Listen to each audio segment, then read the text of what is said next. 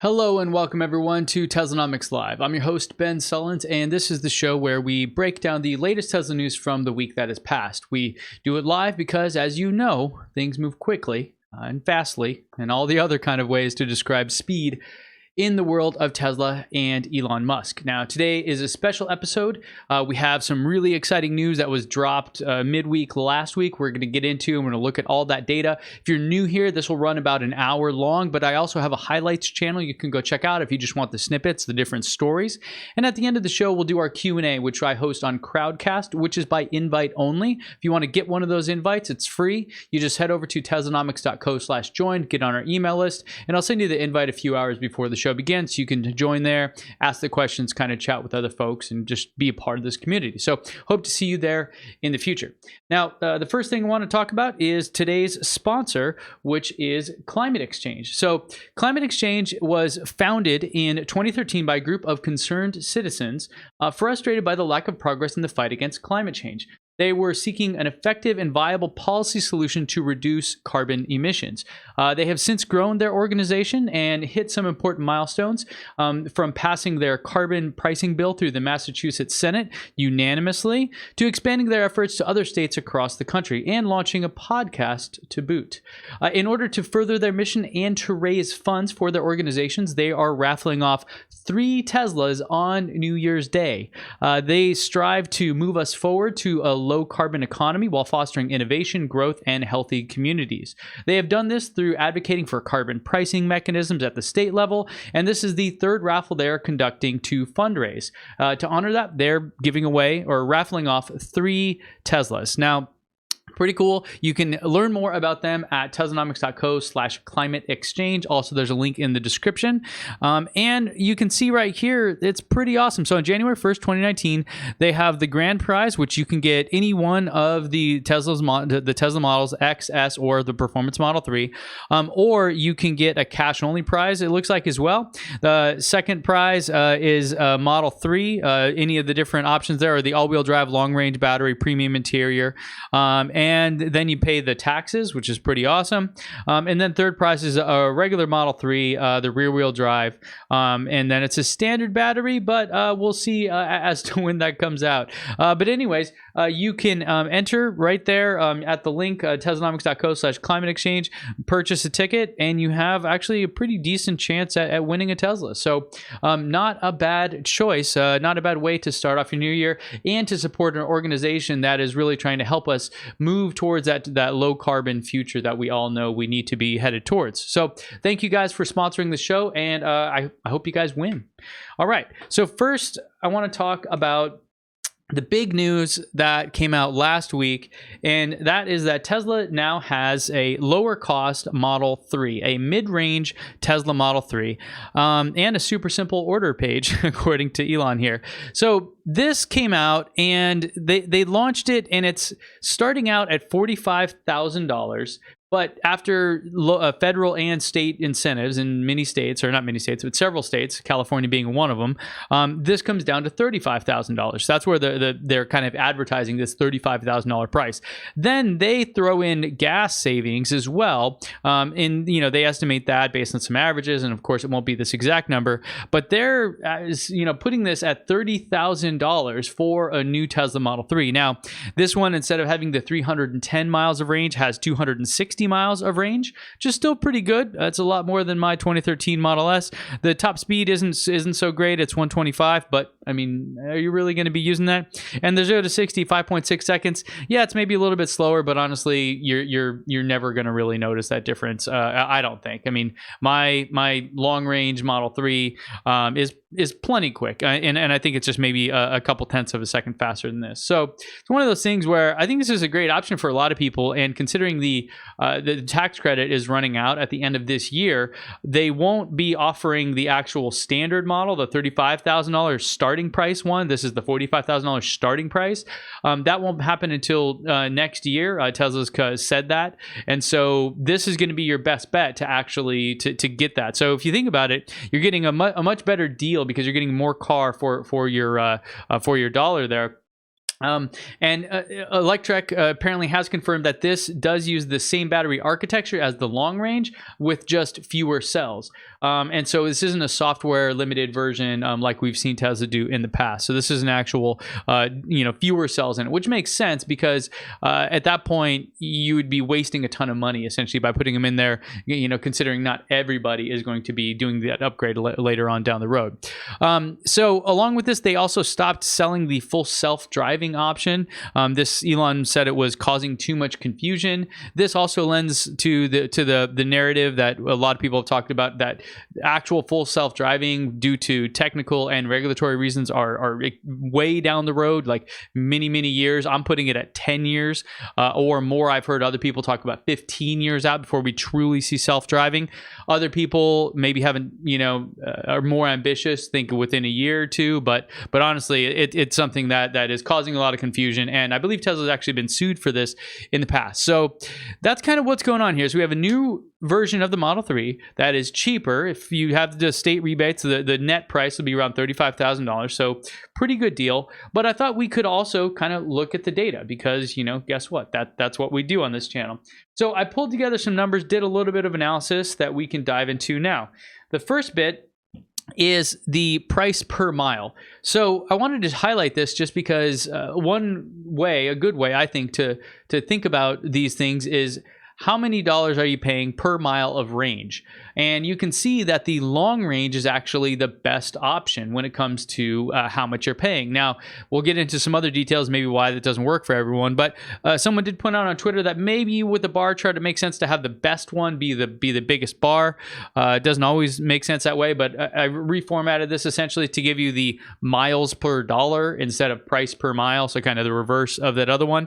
And you can see the long range is actually 12% better than the standard range, and then the mid range is 3% better than the standard range. So both of these options are going to be a better value in terms of the range you get for your money. But of course, I've always been an advocate and always said that you should go for the longest range possible. I would forego the premium interior over a longer battery, because anytime you need to go on a longer trip, that can make a very substantial difference to you, especially if you have kids like I do.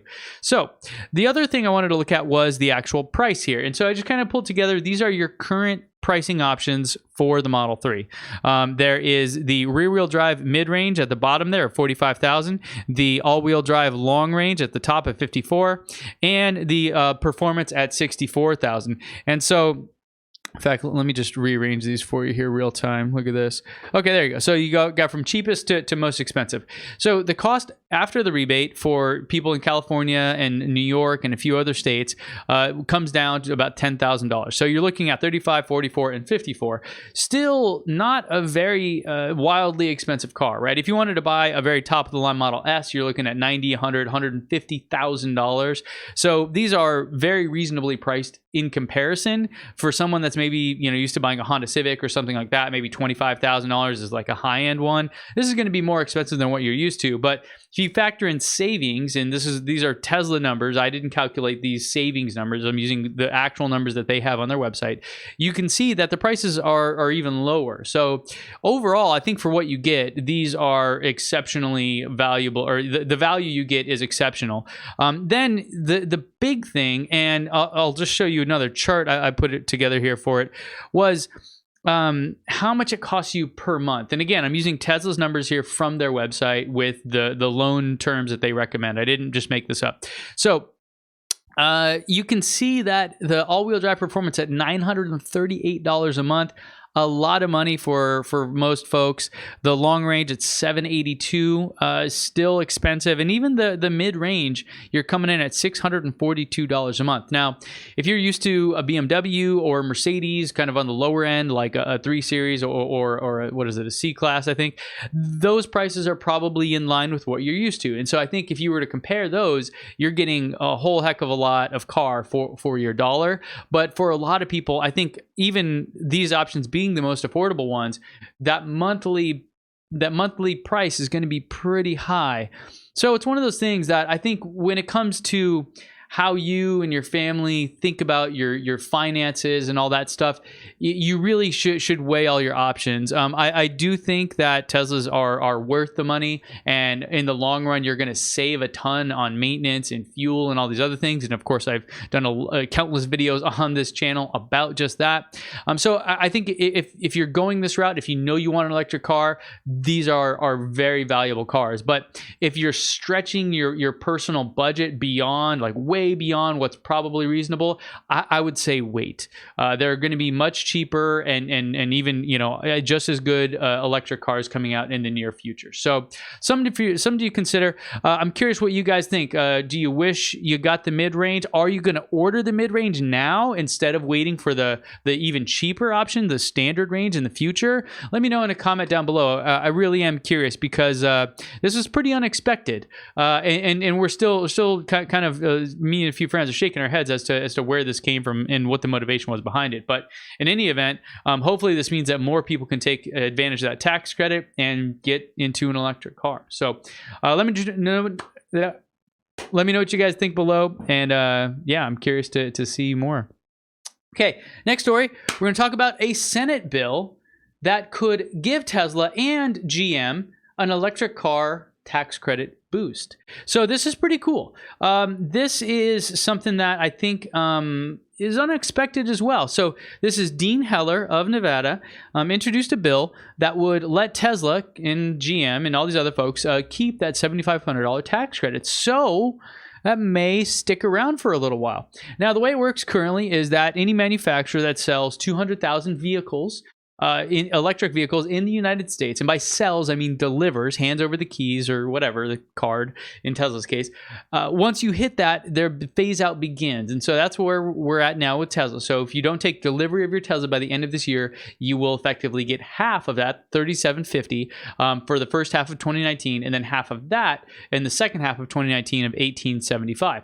So that's kind of where it's at now. But this bill would take a different approach. It would be eliminating that $200,000 cap by manufacturer, and instead extend the flat $7,500 credit until 2022 for all manufacturers, at which point all incentives would go away.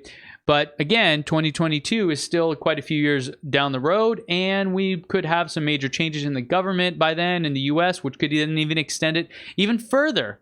So interesting stuff. Now, Dean Heller here, I assume, has an incentive because he is from Nevada, and this is where Gigafactory 1 is, and they currently employ 3,000 people there. This would, of course, benefit Tesla the most, GM and Nissan for the Chevy Bolt and the Nissan Leaf, and also the things like the ZEV credits, zero emission vehicle credits that other manufacturers have to buy to sell cars in California. There's all kinds of weird little nuances to this, but it's encouraging that this is happening. Now, interestingly enough, there is a different senator from Wyoming who has proposed legislation to eliminate the EV tax credit entirely, and institute a new tax on EVs to fund highway repairs. So the exact opposite of Heller's bill. Now, the interesting thing about this in the current state of affairs, and I don't want to get into the politics of this stuff, but both of these bills were introduced by Republicans. The Congress is controlled by the Republican Party, and the White House is also a Republican. So the chance of a Republican getting a bill through is much higher than a Democrat. But here you have a lot of Democrats that would support Heller's bill, and none of them that would support the Senator Barrassa's bill. So chances are right now, because they have the weight of all the Democrats here, that Heller's bill is kind of leaning towards a more favorable outcome than Barrassa's. So we'll see as to what's going to happen here. But you know, all this talk about what's going on with the tax credit and all that, I mean, it could all be a relatively moot point here if this bill goes through. And you know, we've talked about this before. This isn't something new. Me and a lot of folks always kind of speculated like, as we get closer to this, there's going to be a lot of lobbying here. And it turns out that electric companies, power companies, which are also oil and gas and coal companies, like electric vehicles because they use electricity. And where does electricity come from? In a lot of part of the United States, from those other sources. So it's one of those things where there's a lot of different reasons and a lot of people that are really behind this, even if they don't seem like they would naturally be. So I'm excited to see what happens. Stay tuned. Of course, I'll keep you updated. If this does pass, this will be major news, and we'll have a whole kind of a world, or the runway for electric vehicles really kind of accelerating their adoption will just become even longer. And again, 2022, we will have a new president, we'll have a new presidential election have occurred in the United States by then, which could lead to a new president, which could lead to all kinds of other changes. So who knows what the future holds, but this is just one glimmer of hope there. So let me know what you guys think about it in the comments down below. Next, I want to talk about some Tesla production. Now, Tesla is, according to Elektrek, able to maintain a production of close to 1,000 cars per day, which is awesome because this is, helping them with their ramp, and with the ramp comes scale, and with scale comes profitability. So for them to hit 1,000 cars per day means that they're getting 7,000 vehicles a week. And that's huge. And really the reason I wanted to bring this up is because it looks like that production is steady. We also saw recently one of the VPs of the manufacturing at Tesla leave. And there's kind of some mystery surrounding that. We don't quite know all the details of it yet.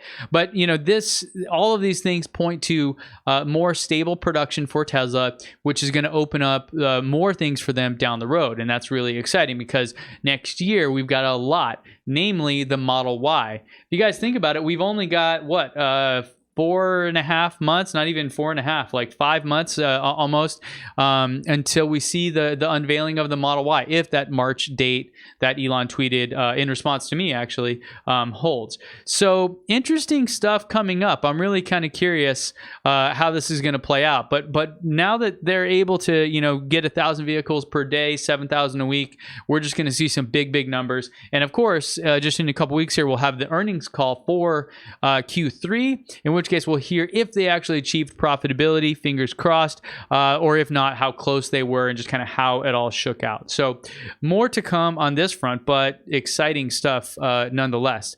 Now, the next bit I want to talk about is the referral program, which now is much better. So maybe, I don't know the reasoning behind this, but basically what happened was the referral program, which previously gave you free unlimited supercharging for the life of the vehicle, as long as you owned it, dropped down to $100. This was October 1st, I think, and that really cut it down for a lot of folks. Well, since then, they've revised it, and now it's 6 months of free supercharging. So once you get your car, start road tripping, and now you can get it with the tax credit and free supercharging. I mean, they're just layering on the benefits here for you.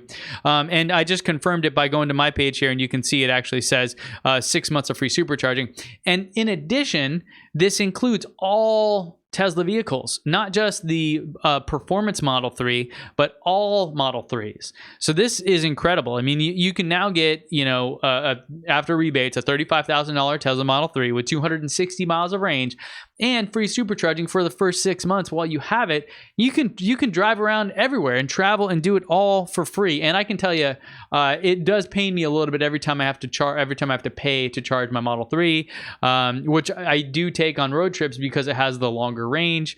And prior to that, I was just used to my Model S, which got free supercharging. So definitely take advantage of this. And I think it's just another incentive to get out there on the road and go on some road trips, which may be surprising to you, but road trips in Teslas are actually pretty cool, because what happens is, because of the location of the stops, you end up seeing some really cool places that you wouldn't have otherwise seen. So take advantage of that, guys. If there's probably some referral codes floating around out there, you can find one, or if you need mine, message me and I'll send it to you. So yeah, stoked on that. And also it is retroactive, so anybody that bought between when it was that $100 bonus, they also get theirs back. So good stuff. Okay, now let's revisit something that happened last week. I think we already talked about this, but the Tesla dash cam is capturing some accidents here, and one of them is this this kind of head-on collision, or I don't know if I want to call it head-on, but and this is going to be an interesting thing because now that the camera is built in, I definitely recommend using it if you don't have one. Yeah, you can see this guy kind of just pulls out right there, and yeah, I mean, it's just bad news. But the dash cam is starting to help people, and that's good. But the question is how useful is it? So I did a video on this just last week. If you guys didn't see it, I took the Tesla dash cam and I took a $40 dash cam called the Ape Man and a $400 dash cam, the Blackview, and just did a side-by-side comparison. And the results were actually pretty interesting, I think. So if you didn't see that video, go ahead and make sure to check it out after this one, because I think it may incentivize you to get one over the other. But if you didn't see that, Tesla now has a dash cam, and it's some surprising footage out there. So, yeah, I hope that I hope none of you guys end up in one of those videos there, because that's not good news. Okay. Next, I want to talk about just one little thing here that it caught my attention just today, and let me just pull up the video. So this is not cool, but I think it's useful and important for us to talk about. So this was that a Tesla Model S was stolen by somebody copying the key fob, and you can see that in this video here, where these guys come up. And let me just there you go. And this guy has a tablet, the one on the left. The person that made the video kind of highlights it there. Yeah, he has this like key fob signal reader, I guess. And the other guy has a phone, and they're trying to do some stuff. And eventually they get into it. The guy said his key fob was in the back of the house. And the guy with the phone does get it. I don't know if he was transferring the signal to it or what. But you can see this is in the UK. That's why he's on the wrong side of the car there. And then they got stuck. They couldn't figure out how to get the charging cable unplugged. So that almost saved the car. But then they eventually do figure it out. You can see right there. They figure it out, and then they head off. Now, the thing that is frustrating about this is that they were able to disable the remote access, so neither him nor Tesla can actually track the car, which really sucks. And yeah, I mean, this guy's Model S was stolen. So we do have data about this that in large part, Model S Teslas are not. They are recovered. I think there's only 3 in the U.S. out of the 115 that are still kind of out there. I think there was 112 out of 115 were recovered. So we've seen data like this before. But the two things that Tesla recommends here on ways to help with this are kind of wild. One is to do this thing, which is called a Faraday pouch. Kind of ironic that it's Faraday in Tesla. But what this does is it kind of blocks any of the signals. So you could throw your key fobs in here, so that way nobody could actually steal them. And I put a link to this in the description, or I think I did. If not, I will. And so that way these guys wouldn't have been able to copy that. However, with the Model 3, there is no key fob, so you wouldn't have that issue. But your car, your phone, or for me anyways, because my house isn't ginormous, my phone is constantly connected. It's always connected to the car, which I also think hurts the battery drain, the phantom drain and stuff. So this actually wouldn't help in there. I'd have to like just turn my phone off or disable Bluetooth while I'm at home, and just not perfect. And I don't know how easily that'd be able to copy, but definitely something to consider if you have a Model S or a Model X with a key fob, or if you're getting one of the new Model 3 key fobs, that might be another thing there.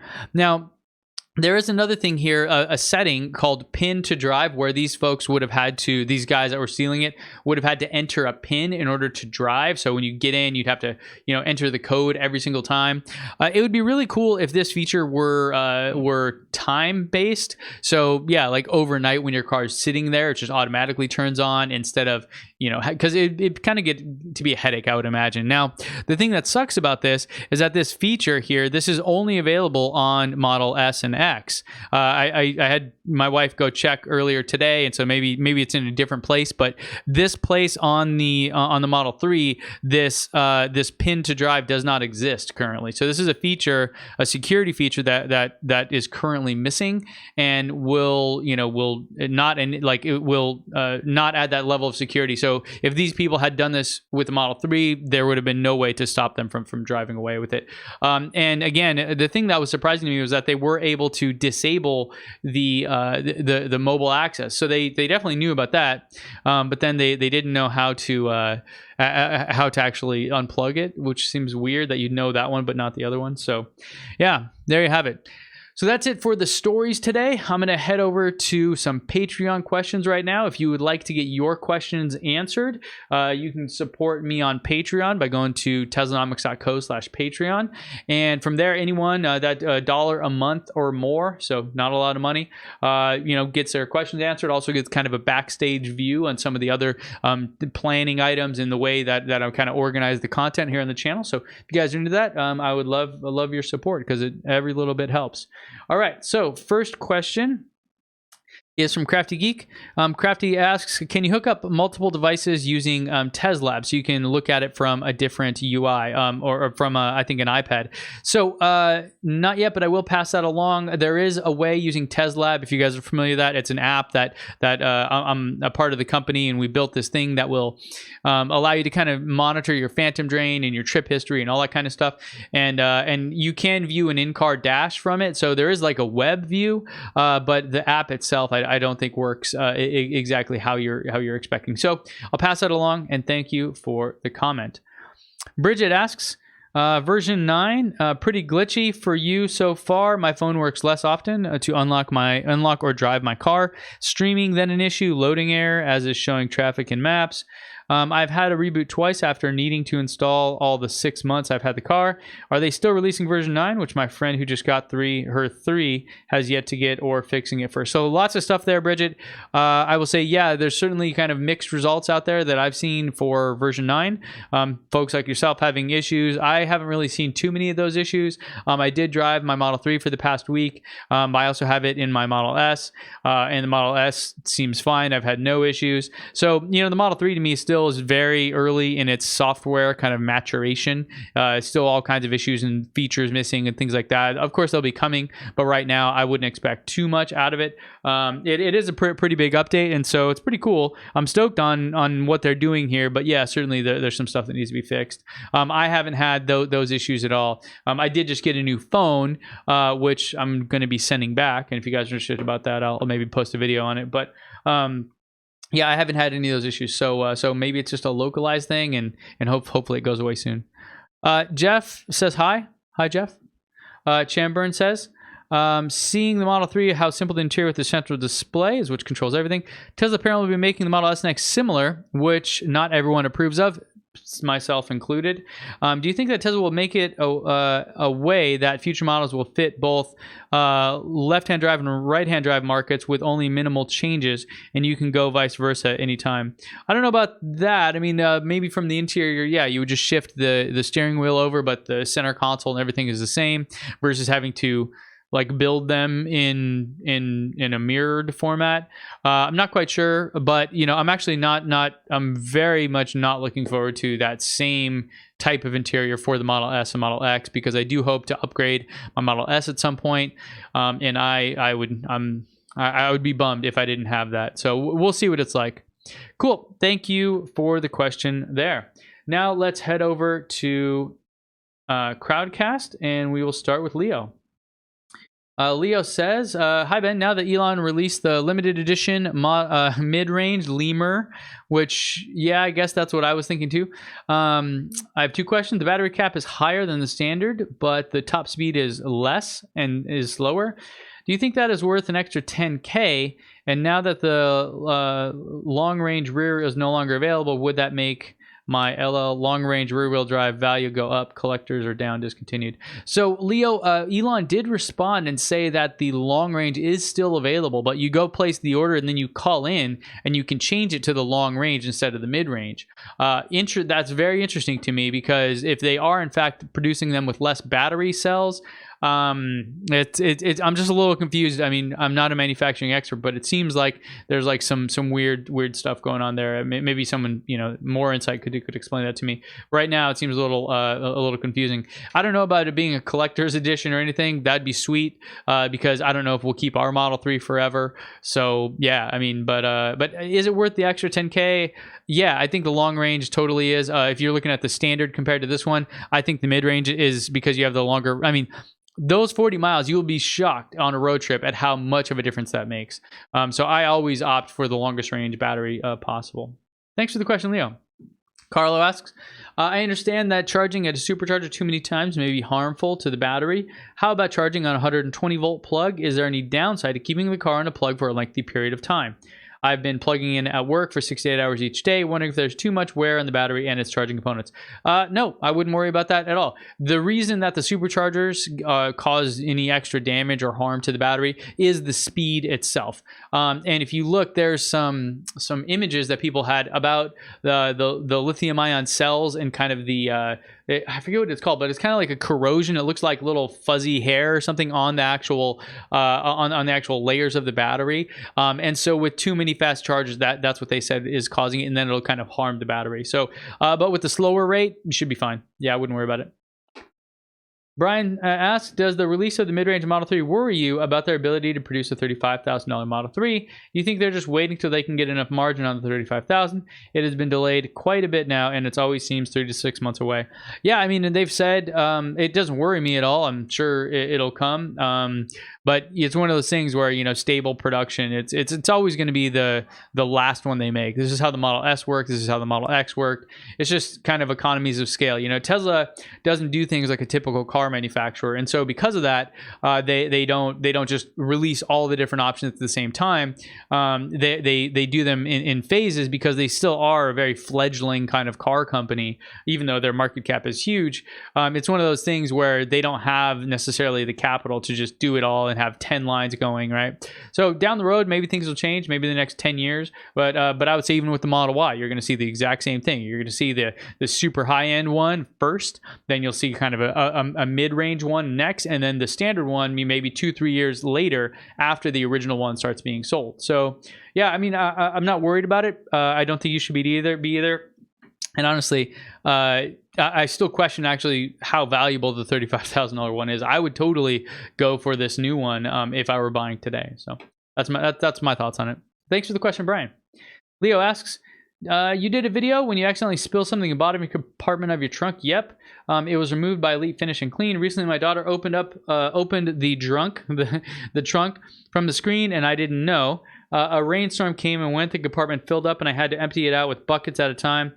Took days to dry. Is there anything directly underneath it? No, you don't. So this happened to me actually recently with a rainstorm as well. My own dumb fault where I installed the sealant around the trunk opening upside down, and so when the water came off, it didn't get caught and then routed around. It just went straight down in. And so Tesla actually came out. We pulled out that trunk piece, let it dry for a week, put it back. The only thing you'd have to be worried about, it's underneath the back seat. And there's some clips underneath the back seat. You can kind of reach under there and just slide them out, and you should be able to pull it off. Now, if anything in there is wet, I would say you definitely should have Tesla come out and look at it, because that's where kind of a lot of the brain of the engine, or I'm sorry, of the motor and everything are. So, but other than that, no, I actually had a very similar issue for different reasons. But yeah, that whole area is good back there. Thanks for the question, Leo.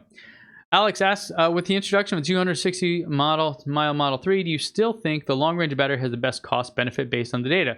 Well, there you go. We just looked at that. It seems to me that since all the other parts are the same, the cost of power electronics will now be proportionally higher. This medium-range battery will be less cost-effective compared to the long-range. You are correct, sir.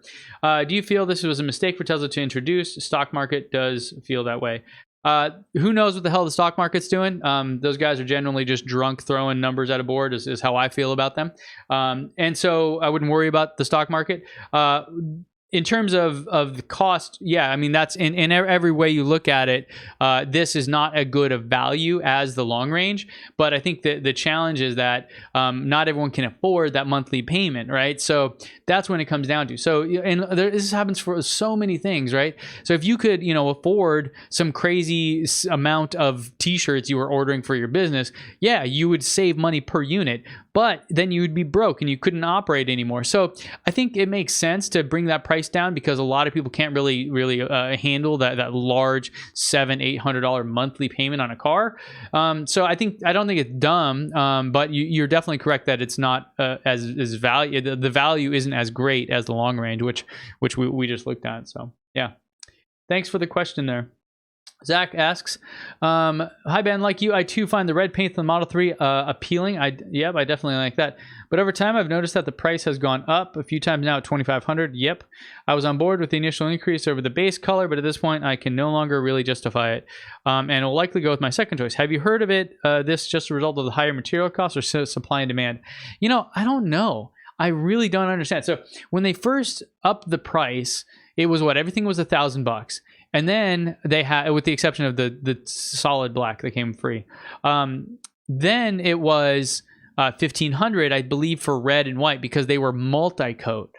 That made sense, right? You're using more paint. It takes more time. It takes more materials. All makes sense. Then everything started going up again and again and again. I can't really understand this. I hope it's related to cost and not just trying to make added margin on it. I don't know. At this point, at $2,500, I mean, you're getting in the price where you could like do a wrap. So yeah, I don't know, man. I probably wouldn't buy it nowadays. So thanks for the question, Zach. Franz asks, can you please explain tiers? We recently took our Model 3 from Canada to Canada from Long Island. The trip was 1,300 miles and we used mini superchargers. When I read over my bill, I was charged using 2 different tiers. Tier 1 is a half rate of Tier 2. Yep, there are times when the Tier 2 never comes into play. Can you please explain this system in detail? Yeah, so I believe I've done videos on this. I'll try to give you the short answer. Different utilities in different regions have like laws, regulations that force Tesla to charge rates a specific way. So in some places, like in California, it's just however much you consume, right? So it's I believe it's 26 cents per kilowatt hour. But in other places like Nevada, I believe it's based on how long you're charging. So if you're, I believe 0 to 60 minutes, 0 to 60 kilowatt hours, I forget what it is, but there's like a point where it's a certain amount or a certain amount of time. And after that, the tier changes. So in which case, there's probably somebody out there that has done some smart math on figuring out, oh, hey, you should actually only charge here for this amount of time and then head out because then it'll charge you a different rate and it'll be cheaper overall. But then again, that may add more to your trip. So it has to do with that, the tiers that are being forced on Tesla by the utilities, which is not uncommon. You can go, I believe, to Tesla's website and see all of these. If not, I believe I have a calculator on my website which lists all of them, so you can go check that out. But yeah, it's kind of annoying and confusing. It's one of those things where you just look at it and go, okay, I just got to pay for it. There's nothing you can really do about it.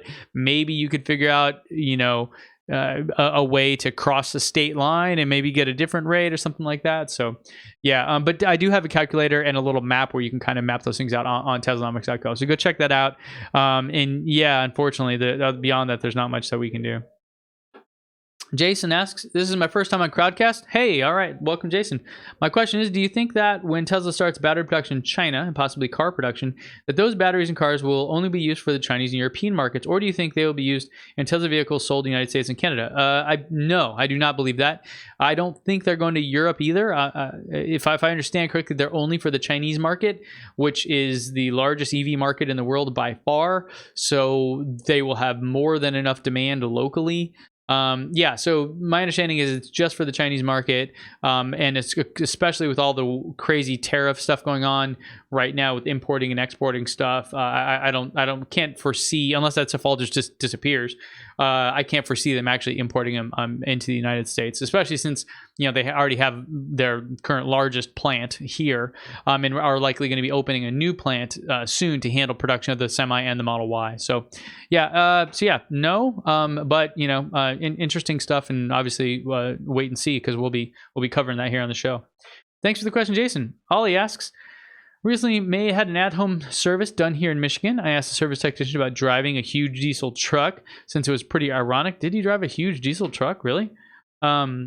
He said that they won't be getting the Model S service car because Michigan won't even let them store parts for the cars anywhere, so they need a big truck. So that is crazy. Is it just Michigan, or do any other states have these anti-Tesla laws?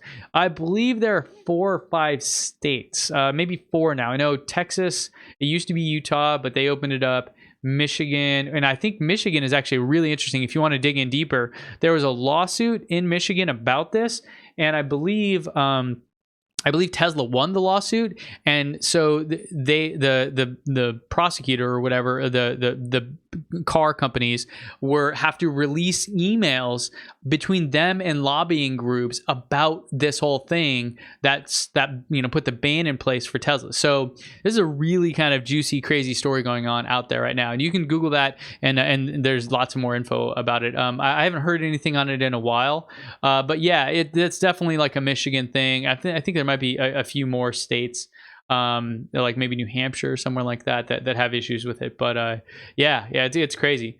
And I'm surprised a huge diesel truck like where I'm at, I actually just had a mobile service appointment. It was kind of this like small Ford service van, which I really hope Tesla will make in the future, because that is a huge market, I think, that is just growing. So yeah, thanks for the question, Ollie. Thanks for joining. Ronnie asks, my wife and I are trying to decide between a 3 or an S. With the new S and X interior refresh showing a horizontal screen, do you think the majority of updates that will go more toward the newer S and X, and that the older vertical screens will eventually be phased out, similar to Region 9 with cars with 2.0 got blind spot camera, etc.? Well, my 2013 Model S got the update. Obviously, I don't have cameras on it, so I don't get those kind of features, but I think they're going to be supporting these things for a long time. I wouldn't worry too much about that. I would go with the car that fits your use case more specifically, right? Like I know a lot of people will have, let's say, a Model X to have their family in, and road trips is really comfortable, nice, and all that kind of stuff. But then, maybe mom or dad, whoever goes to work and back and commutes, you'll get a Model 3 because it's much better for that. So I think, just looking at that, getting the right one that fits your use case is the best route. I wouldn't really worry about the updates and the older versus the newer. I mean, certainly if you were to buy a brand new Model S or X, or Model S, you'd be getting updates for many years to come. So it's not something I'd be too concerned about. And honestly, with the Model 3, remember, that is the lower end, cheaper, less feature rich version than the Model S. That's clear. There's no real way you can argue around that. And certainly, the Model S is the flagship vehicle still for their lineup. So it's one of those things, like that's probably your best bet. But again, it depends on your use case. There you go, Ronnie. Alan asks, I noticed the Tesla charger is warm even when not charging. Any idea amounts of watts the charger draws when not in use?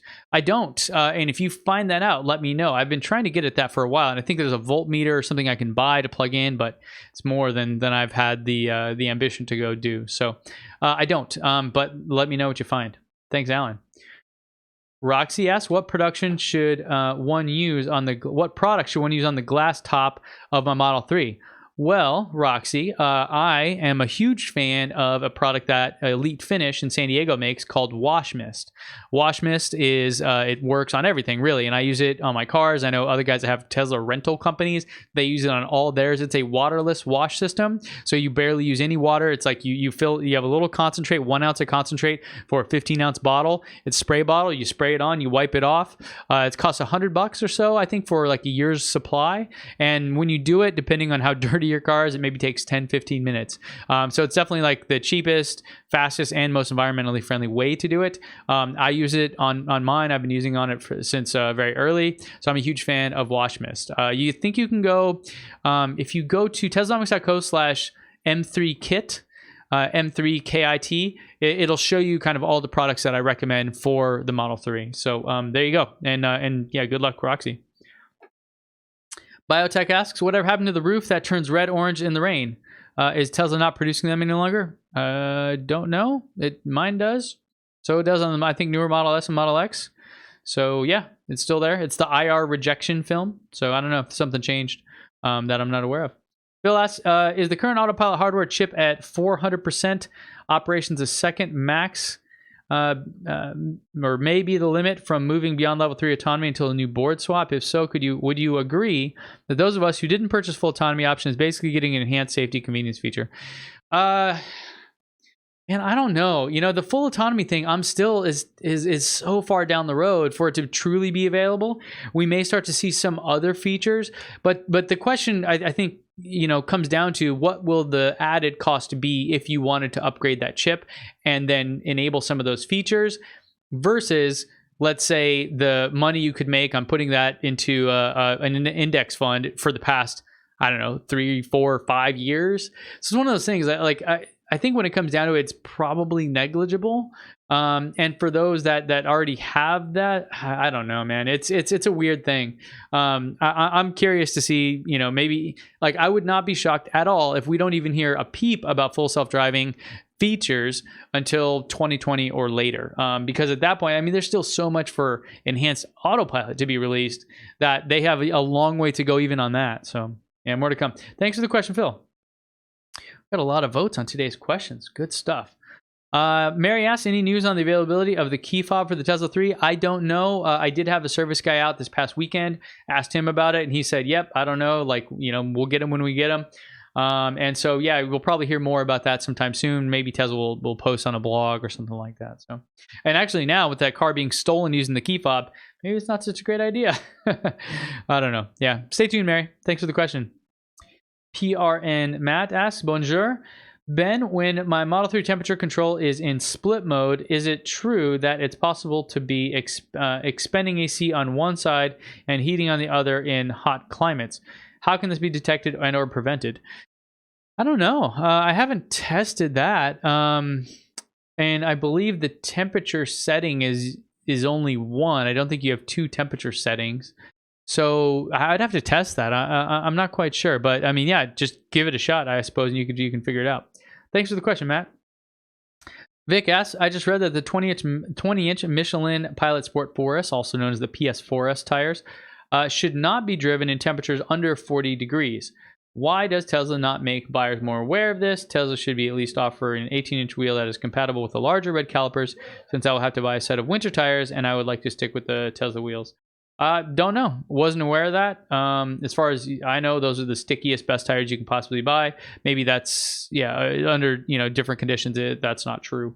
So I'm not aware, and I don't live in a colder climate, so I really don't have any firsthand experience. Maybe check out Trevor with Model 3 Owners Club, or Zach and Jesse with Now You Know. Maybe they have some more info on that in some of their channels. Thanks for the question, Vic. Manos asks, Tesla's story is about Tesla versus the world. Can you show a chart of sales per brand from the beginning of time? Yeah, so this was an interesting thing. I wanted to do that because I showed it last week. So it's called baselining, or that's what I call it, where you take a measure of something and you have a few different cohorts or 3 different models, and you want to see like how they sold from the first day that they began selling versus the actual day as of today, because it's not a fair comparison. And you do this with movies a lot, right? Like which one was the best. You don't say which one was the best today versus, this other movie that came out 10 years ago. You look at how they did relative to their start time. So I don't know if we could actually have that data. If someone has that data of like how, when the first ever electric car came out, the EV1 and all these other ones, I would love to see that data because I would totally make that chart. So if you have it, hit me up on Twitter, send it over. Thanks, Manos. Walt asks, thank you for all the Q&A. You're welcome. Can you tell us where there's more explanation of how to populate the calendar with an iPhone? So in the app, and I don't have an iPhone, but with the Tesla app, you have to go into settings, and there's a thing there. Let me see if I can find it for you. Go away. There is so in the gear icon on the top left, I think this is good there. Yeah, there's a thing here. It says calendar sync. I don't know if you can see that. Let's see if I can find it for you. Yeah, calendar sync right there. So you just have to make sure to check that, and then it should work. Again, I don't have an iPhone, so I can't speak to it firsthand. Thanks for the question, Walt. Danticus asked, Tesla announcing Q3 on Tuesday, the 30th. Will you hold off doing next week's show until after that, or you do another breakdown afterwards of Tuesday night? Yeah, that's a good question, because that's Halloween, right? It's going to be a spooky earnings call. Yeah, maybe I will. That's not a bad idea. I'll think about that. Because, yeah, obviously, and this tends to happen. It's always on a Tuesday, and I always do my show on the Monday before. It's kind of like, So, anyways. I'm going to take a couple more questions here. Let me find. We got a bunch. Man, so many votes. Such good engagement today. All right, I'm just going to go top to bottom because I don't know how to order these. But Ken asks, regarding the narrative that Tesla has been unprofitable, I'd like to see an interactive graph of revenue minus amortized costs over time with the control versus amortization period. notion of evaluating profitability based on quarterly reporting seems to be based on the assumption that we should expect to see 100% return on all investments within 90 days. Given that Tesla has been showing consistent 60% revenue growth, the graph would make the case that Tesla is already profitable. Yeah, I mean, we can bend things, to make these cases. Unfortunately, the reason this matters is because this is what Wall Street, one of the markers that Wall Street uses. So we can shift our perspective on it, and maybe this is better, maybe it's not.